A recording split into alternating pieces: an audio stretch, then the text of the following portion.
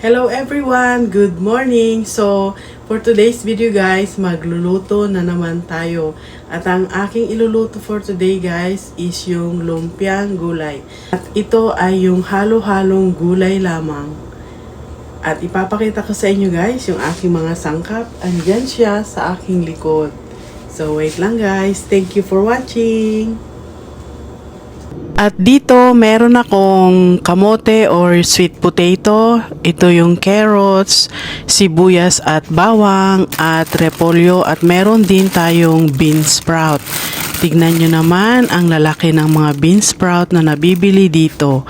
At syempre, hindi mawawala itong wrapper na gagamitin ko sa pagbabalot ng lumpiang gulay. Ayan, ito yung ginagamit ko guys na brand. 20 pieces ang isang balot. At dito guys, binabalatan ko na itong kamote or sweet potato. Gagamit ako ng peeler guys para mabilis lang siyang balatan.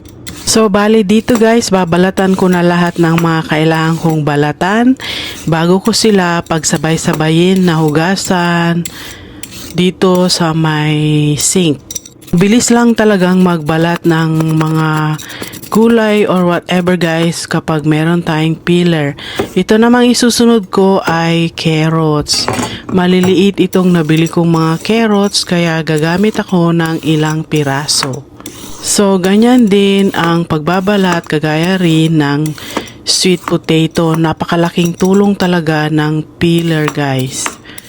Para iwas tayo sa pag nasugat sa kutsilyo ito, mabilis lang talaga. Yan, ganyan lang.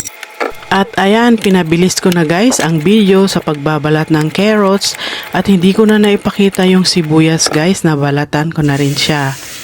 At ayan, dito naman ay huhugasan ko na silang sabay-sabay.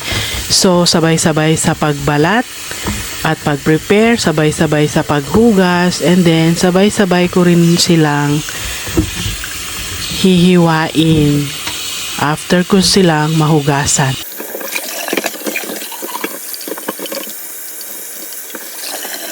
At dito hugasan ko itong chopping board na ginamit ko kaninang nagbalat ako at para ready na sa paghihiwa ko ng mga gulay. At dito mag-i-start na ako na maghiwa ng mga gulay at uunahin ko itong kamote or sweet potato. So ganyan ko siya hihiwain guys, and then hihiwain ko sila ng maninipis na pahaba.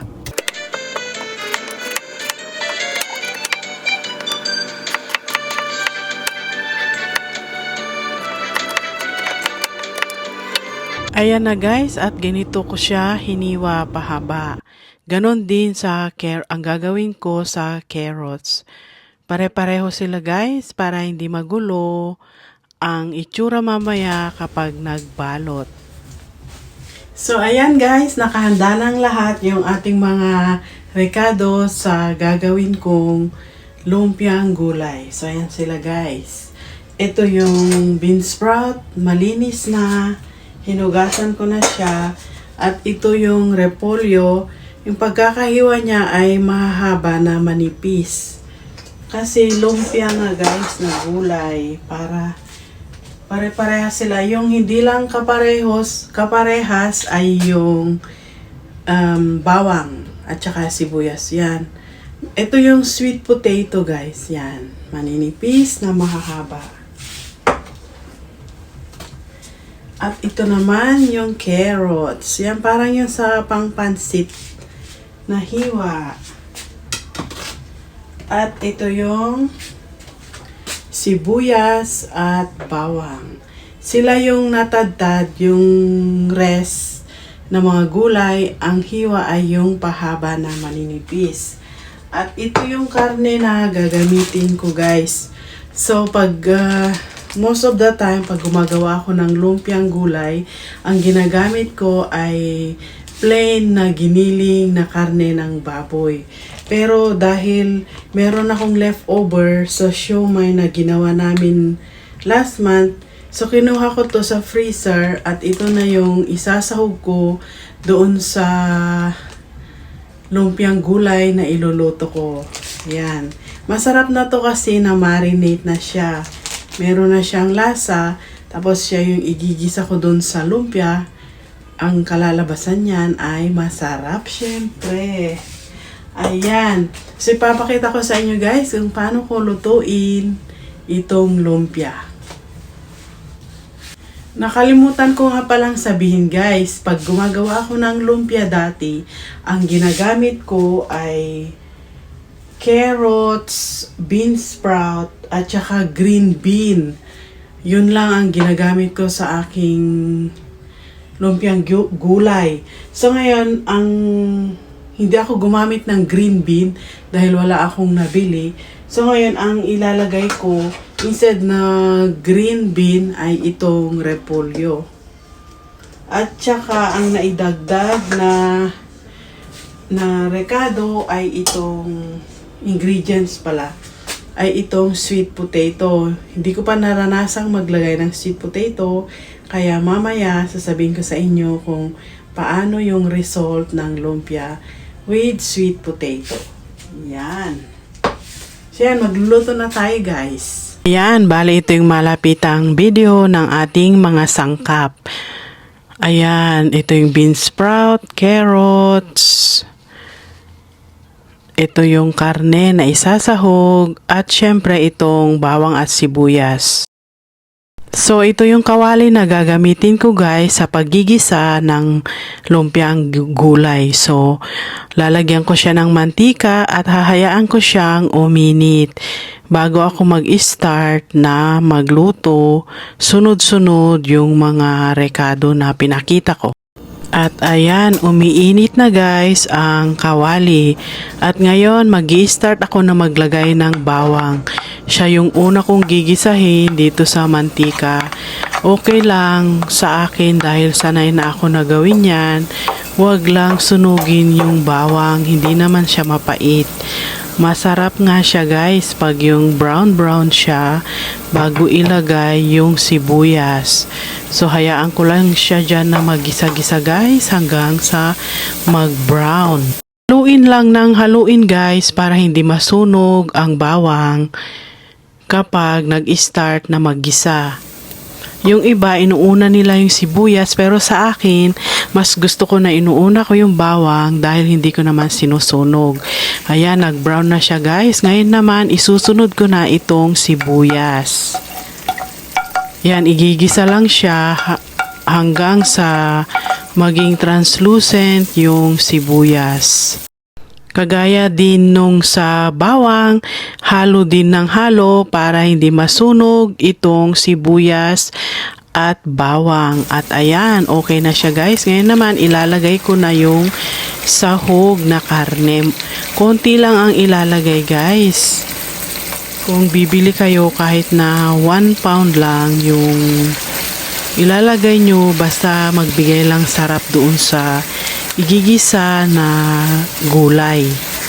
Pero ito medyo marami na to dahil nga leftover ko lang to, kaya okay na din para masarap din siya.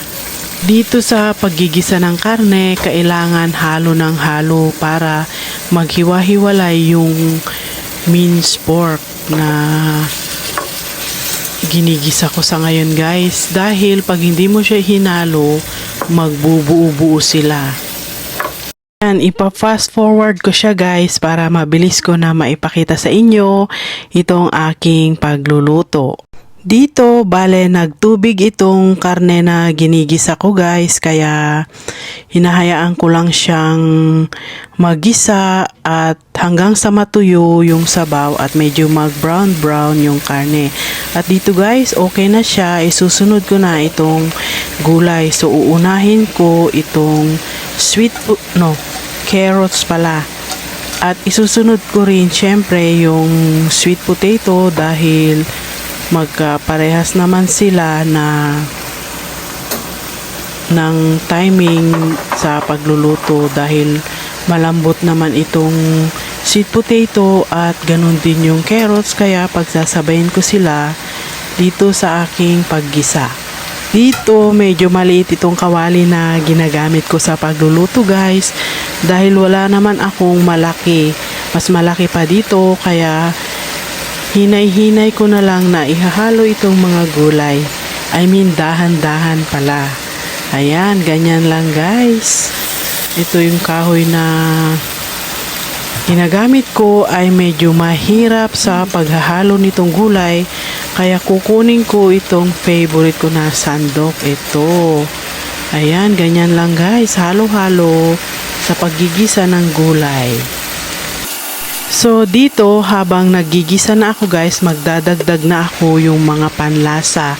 So uunahin kong ilagay itong chicken powder. Mas gusto kong gumamit ng chicken cube kasi parang napansin ko na mas malasa yung mga linuluto ko sa chicken cube, kaya lang itong chicken powder ang meron, kaya pwede na rin. Isusunod ko na rin na ilagay itong ground black pepper. Para habang ginigisa ko yung mga gulay, ay nagkakaroon na sila ng lasa. Para mamaya kapag binalot na natin yung lumpiang gulay, masarap na yung loob niya guys. Ipiprito na lang yung wrapper. Yan, halo lang ng halo para pantay-pantay yung lasa dito sa ginigisa.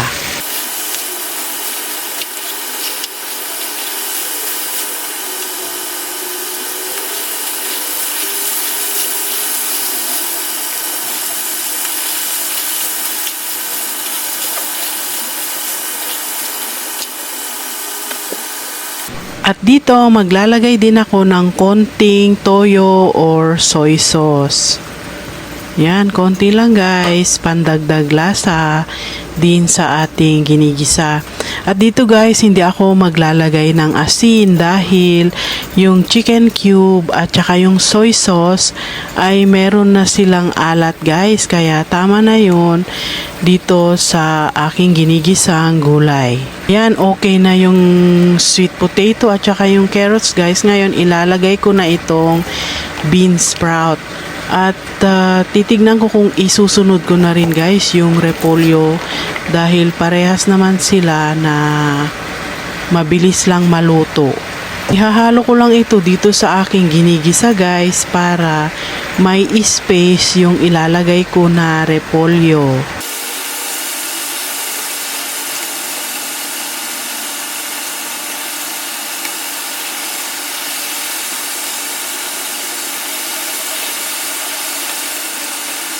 So ayan guys, naihalo ko na yung bean sprout. At ngayon naman, isusunod ko yung repolyo. So ayan na guys, dahan-dahan lang ako guys dahil puno na itong aking kawali. Pero syempre, kailangan pa rin lagyan ng repolyo, kaya gagawan ko na lang siya ng paraan at ihahalo ko siya ng dahan-dahan. Pero ipa-fast forward ko guys para maipakita ko sa inyo ng mabilis yung aking paghahalo.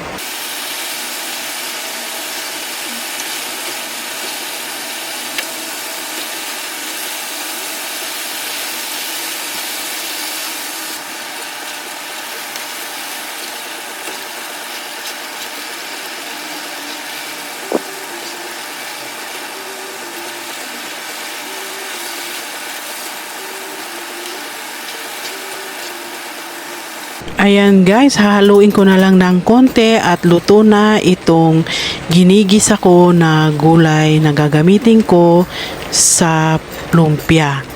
So ang gagawin ko ngayon guys, ilalagay ko siya sa malaking bowl at hahayaan ko lang siyang lumamig bago ako mag-start na magbalot. So, ito na siya. Gagamit ako ng sandok na parang yung strainer at ililipat ko na siya dito sa malaking bowl. Yung bowl na ginamit ko, ito yung ginagamit ko sa paggagawa ng salad. Yung parang ano siya guys, yung metal.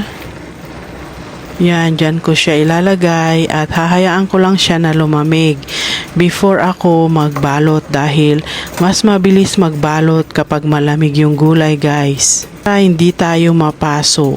saka para hindi rin mapunit yung wrapper na gagamitin ko sa lumpia. So ayan guys, tignan nyo naman ang sarap ng itong gagawin kong lumpiang gulay. Tignan nyo ang itsura guys, iba't ibang kulay ng gulay. So ayan guys, magbabalot na tayo ng ating lumpia at ito yung natona na spring roll wrapper. So paghihiwalayin ko lang sila before ako na mag-wrap. Bakit mahirap tanggalin? Yan. Ganito siya guys. Itsura niya. So, tatanggalin. Hiwalayin ko siya isa-isa.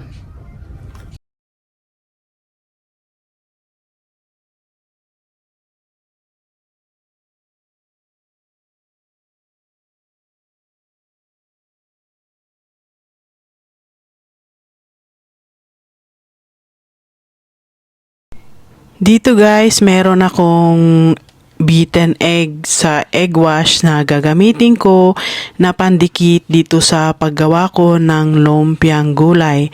Ayan, close up ko yung video guys para maipakita ko sa inyo kung paano ako magbalot ng lumpia. At dito, medyo malalaki yung gagawin kong lumpia guys dahil kami lang naman ang kakain, kaya okay lang. Hindi naman siya pang business or something. Kami lang naman, kaya malalaki ang gagawin kong lumpia. Ganito ang way ng pagbabalot ko guys dahil ito na yung nakasanayan ko. Bale nakaside yung wrapper, yung naka sa akin yung point niya at doon ako nag-i-start na maglagay ng gulay at balutin, and then before matapos lalagyan ko siya ng egg wash dito para madikit siya dito sa may yan, pag nilak na ganyan. Yan. Hindi siya magbubuka guys dahil madikit yung egg wash. Yan. Yan guys, paulit-ulit lang. Hindi naman kailangan na pantay-pantay yung sukat ng lumpiang Shanghai guys. Nasa sa inyo kung gaano kalaki yung gusto nyo yung babalutin nyo. Matatansyan nyo naman yung gulay na irarap nyo. Ganun lang.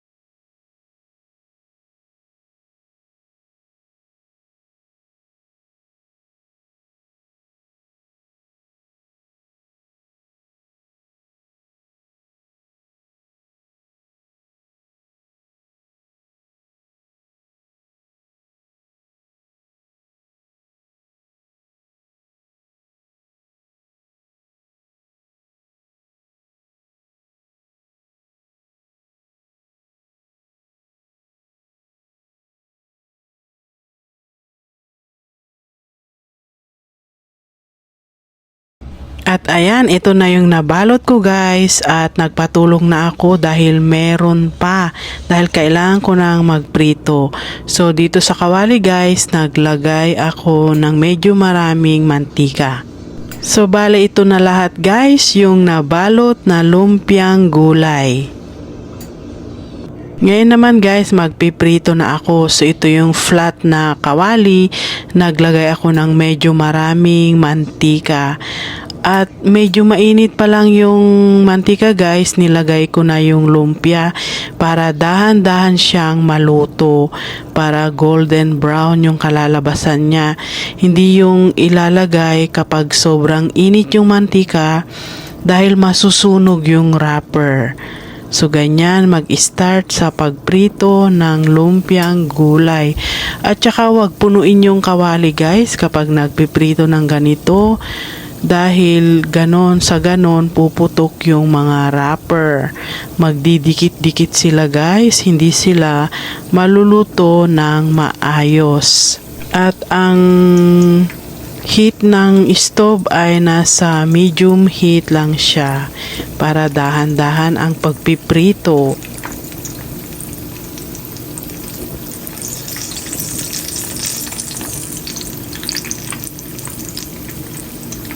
Yan, medyo luto na yung kabila at ngayon babaliktarin ko itong mga lumpia.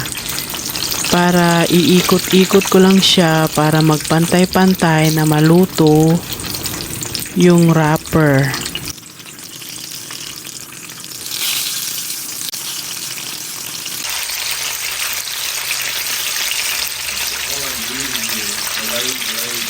Yeah.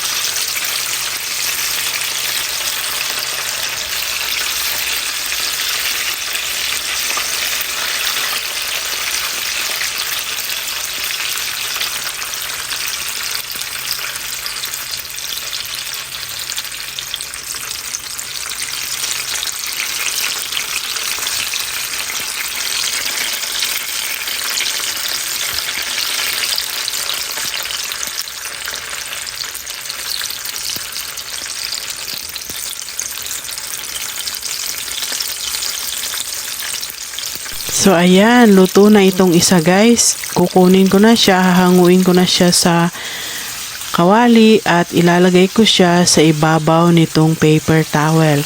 So gumagamit ako ng paper towel guys para masipsip yung extra oil na nasa lumpia. Para hindi siya masyadong oily guys kapag kinain.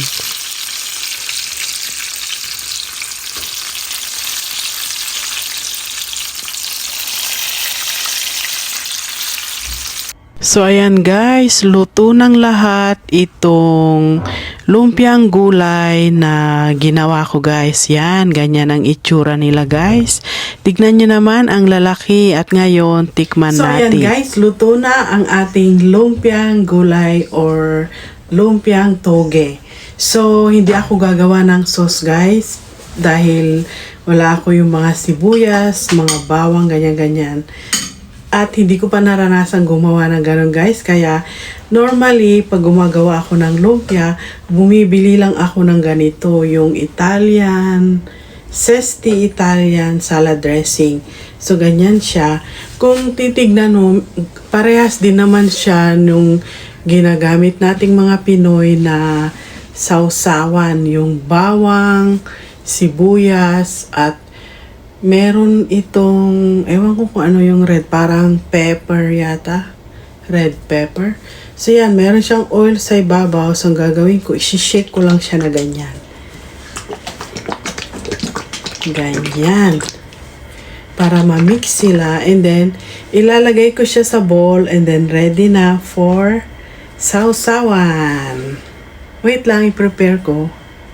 Yan, ganito lang kabilis. Tatanggalin ko lang yung seal and then ilalagay ko na sa bowl. Ready na siya for sausawan.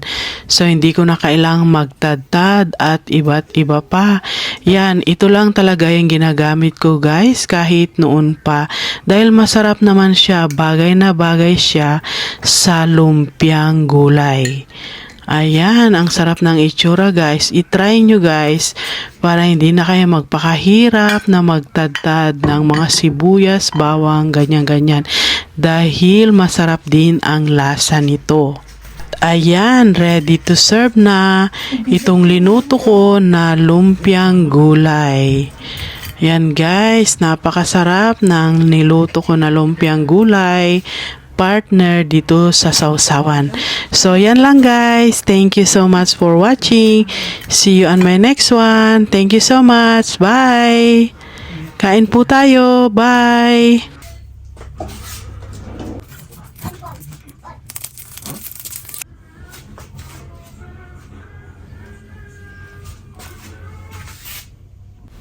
So, ngayon guys, itatry ko na itong aking linuto kung masarap or hindi. So, kailangan natin i-try dahil tayo ang nagluto. So, kukuha lang ako nitong sauce. At lalagyan ko siya na ganyan. And my feet is in my jelly jelly. Yan guys. My feet is in my jelly jelly.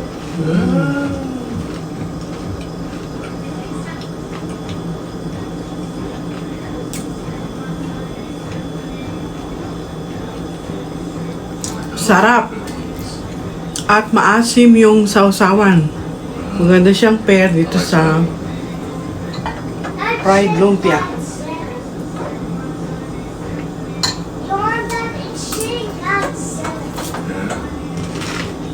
What toy do you want? The big one? Yeah, of course. Why? Why not?